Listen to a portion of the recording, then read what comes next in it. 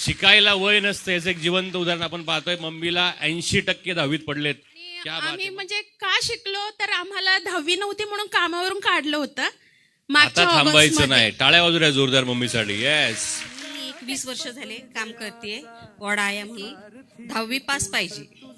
आम्हाला गेल्या वर्षी ऑक्टोबरच्या 1 तारखेला काढलं होतं कामावरून. 2 महिने आम्ही ऑगस्टमध्ये 1 ऑगस्टला आम्हाला कामावरून काढलं होतं.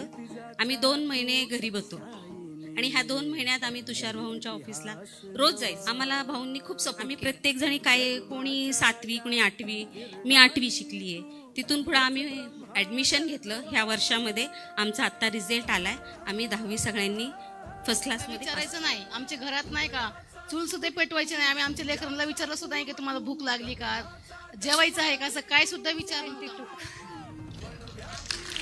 आता ह्या सगळ्यांना माझ्याकडे रागाने म्हणजे कसं 72 तू गप, तुला 65 तू काय विचारतो पाहिजे. आता डोळ्यात पाणी का बरं झालं. प्रीती प्रदीप कांबळे. असं पाणी का बरं, काय झालं होतं. काय नाही, मला तेच इमोशनल झाले.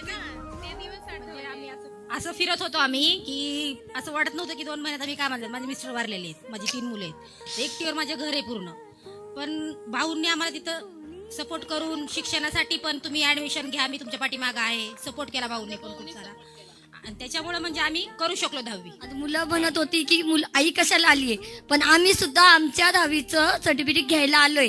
आमचा सुद्धा सत्कार आहे, तुमचाच नाही. आम्ही सुद्धा 10वी केली आणि आम्ही सुद्धा सत्कार घेणार. आमच्या सगळ्यांसाठी टाळ्या. दर्शक काय असावा याचं जिवंत उदाहरण आहे आणि खरंच या कुठेही थांबल्या नाही. त्या सगळ्यांसाठी जोरदार टाळ्या. Thank you thank you so much. सूर्य तू, सूर्याचा पूर्व तू, गगनाचा गर्व हे तू, वणव्याची आग तू, धगधगता ध्यास तू, लखलखता लावा हे तू.